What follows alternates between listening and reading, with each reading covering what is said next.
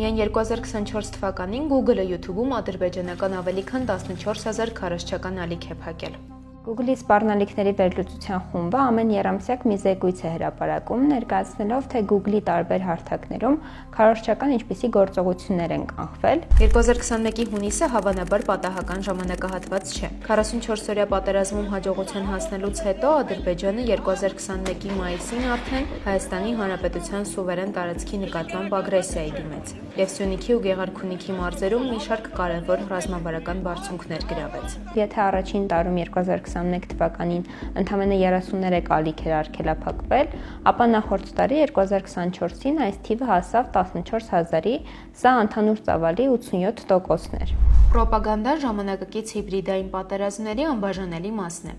Պետության հովանու ներքո գործող քարոզիչները օգտագործում են ամենաթարմ գործիքները։